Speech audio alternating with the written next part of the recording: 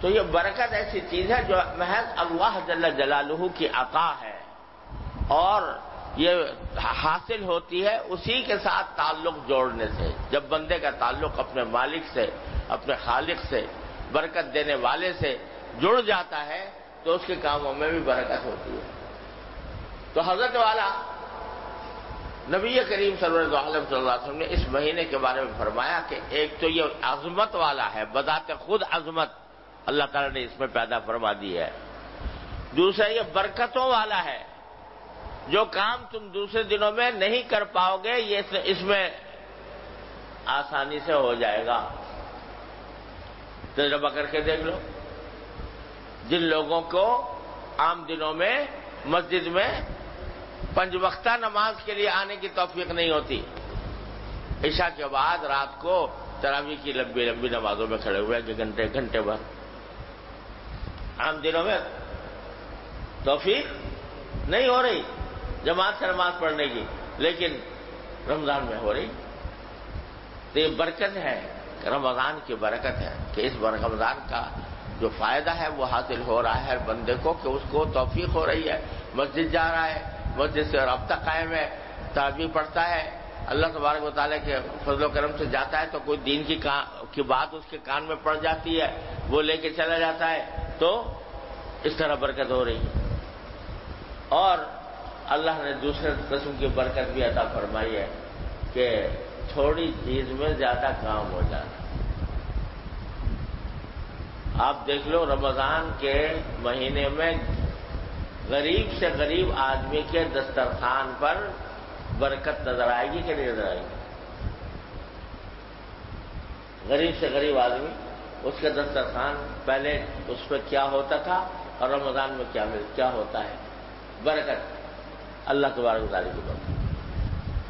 تو یہ فرمایا پہلے، سب سے پہلے تو یہ 2 صفتیں بیان فرمائی مہینے کی کہ ایک تو عظمت والا ہے بذات خود، اور ایک برکتوں والا ہے۔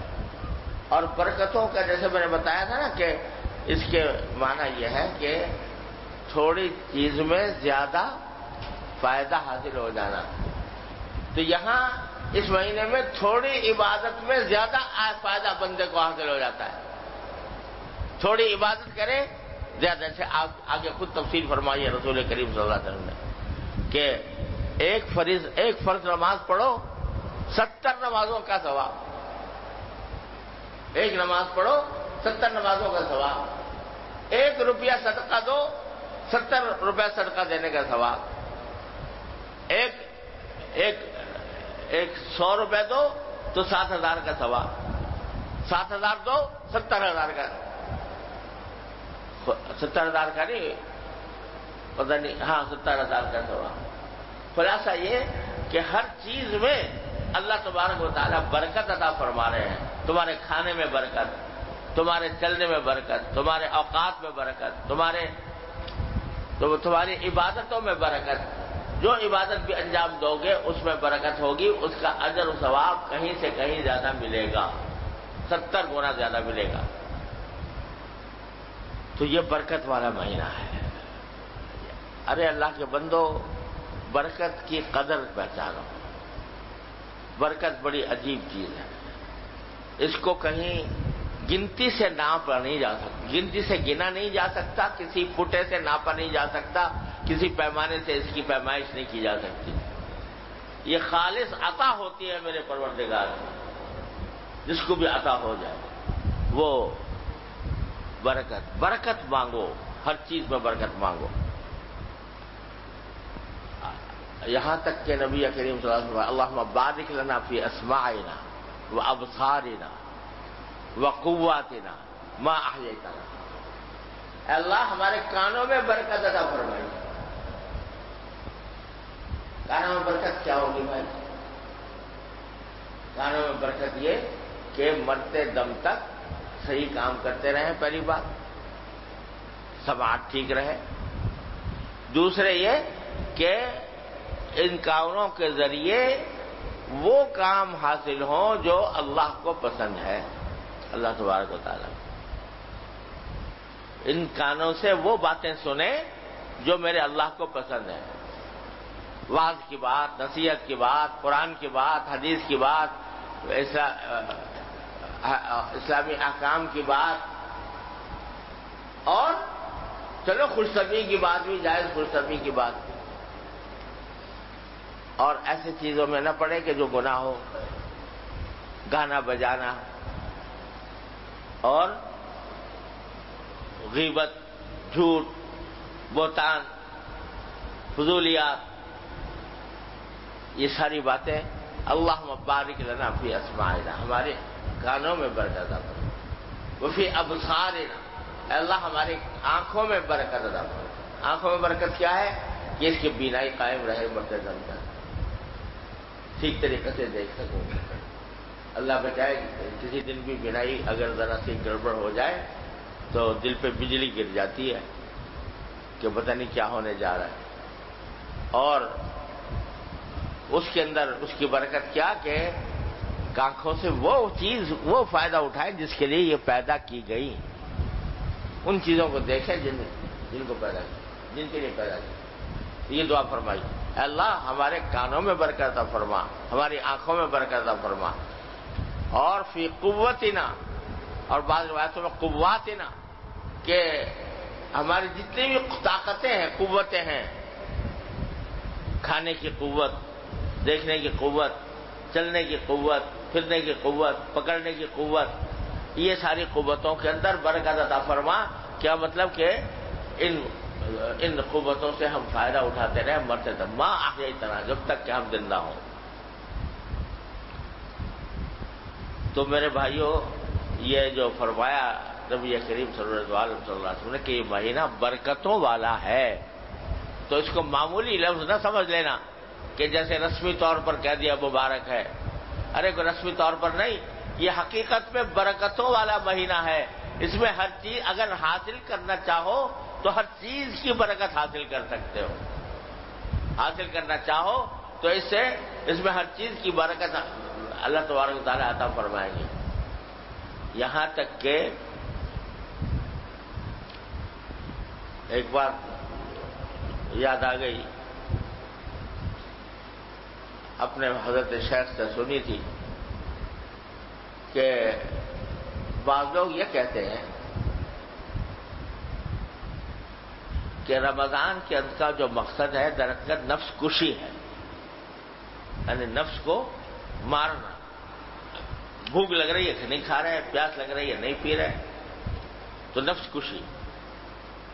تو امام غزالی رحمۃ اللہ علیہ یہ فرماتے ہیں، امام غزالی نے کہیں پر یہ لکھ دیا ہے کہ یہ جو روزہ رکھ کے پھر جتنا وقت ہے صبح سے لے کے شام تک کا اسے تو روزہ رکھا، اور باقی وقت میں خوب کھایا پیا، اتنا کھایا پیا کہ سب نفع ٹوٹا برابر کر لیا۔ یعنی عام دنوں میں جتنا 24 گھنٹے میں کھاتے تھے، اگر 24 گھنٹے کا حساب لگاؤ تو اس سے کچھ 21 ہی کھا لیا، 19 نہ ہوا۔ دن بھر تو روزہ رکھا، جب افطاری کا وقت آیا تو یہ بھی کھاؤ اور وہ بھی کھا، اور ہزار قسم کے انواع اقسام جو ہے جمع کر لی افطاری کے وقت میں، اور خوب پیٹ بھر کے کھایا۔ پھر تراویح کے بعد پھر بھوک لگی، پھر کھایا، اور پھر سحری میں پھر کھایا، تو مجموعی حساب سے جو ہے سارا نفع ٹوٹا برابر کر لیا کھا کے۔ تو یہ کیا نفس کشی ہوئی؟ اس میں بڑا نفس کشی ہوئی کہ تم نے عام دنوں سے کچھ زیادہ ہی کھا لیا سب ملا کے مجموعی اعتبار سے۔ تو امام غزالی فرماتے ہیں ارے بھائی روزہ رکھا ہے تو روزے کا ایک فائدہ نفس کشی کا ہوتا ہے، اس میں یہ کرو کہ ذرا دوسرے وقت میں بھی کم کھاؤ تاکہ نفس کشی کا مقصود حاصل ہو۔ یہ امام غزالی نے لکھ دیا۔ تو ہمارے حضرت کی علومت قدس اللہ تعالیٰ سرہ فرماتے ہیں کہ حضرت امام غزالی کی بڑی اونچی شان ہے، بڑے اونچے بڑے درجے کے عالم بھی ہے، صوفی بھی ہے، بزرگ بھی ہیں، ولی اللہ ہیں، لیکن ذوق میں اپنے کسی بزرگ سے اختلاف کرنا کچھ مذموم نہیں، ذوق کے معاملے میں۔ امام غزالی کا ذوق ہے، فرمایا میں اس ذوق سے اختلاف رکھتا ہوں، میں اس ذوق سے اختلاف کرتا ہوں، اور اختلاف اس لیے کرتا ہوں کہ اللہ تبارک و تعالیٰ نے رمضان کا مہینہ برکت والا بنایا ہے، اور جیسے کہ ابھی آنے والا ہے ایسی حدیث کے اندر رسول کریم صلی اللہ علیہ وسلم نے فرمایا کہ شہر یزاد فیہ رزق المومن، یہ ایسا مہینہ ہے جسے مومن کی رزق میں اضافہ کیا جاتا ہے۔ غریب سے غریب کے گھر میں جا کے دیکھو دسترخوان اس کی رونق نظر آئے گی عام دنوں کے مقابلے میں۔ تو حضرت فرماتے ہیں کہ اللہ میاں اضافہ تو کر رہے ہیں رزق کا آج، اور کھائیں جا کے شوال میں، سمجھے؟ یہ کوئی بات سمجھ میں آنے والی نہیں ہے۔ جب مالک نے رزق زیادہ دیا اور زیادہ کھایا تو کوئی مسئلہ نہیں، کوئی اس میں خرابی نہیں، جو اللہ تعالیٰ کا دیا ہوا رزق ہے۔ ہاں، جو حد سے زیادہ کھانا تو عام حالات میں بھی مذموم ہے، رمضان ہو یا غیر رمضان ہو، افطار ہو یا سحری ہو یا ویسے عام کھانا ہو، مستقل زیادہ کھانا، ضرورت سے زیادہ کھانا، یہ تو ویسے ہی بری بات ہے۔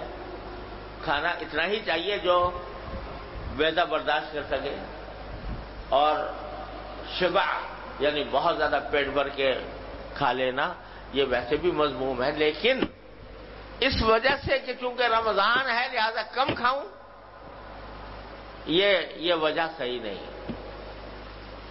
جب اللہ نے دیا ہے تو کھاؤ، جو چاہو کھاؤ، اس معروف حدود کے اندر رہتے ہوئے جو چاہو کھاؤ، کیونکہ اللہ نے رزق زیادہ دیا، برکت والا مہینہ دیا، یہ برکت والا مہینہ، لہذا کھانے میں کوئی مذائقہ نہیں۔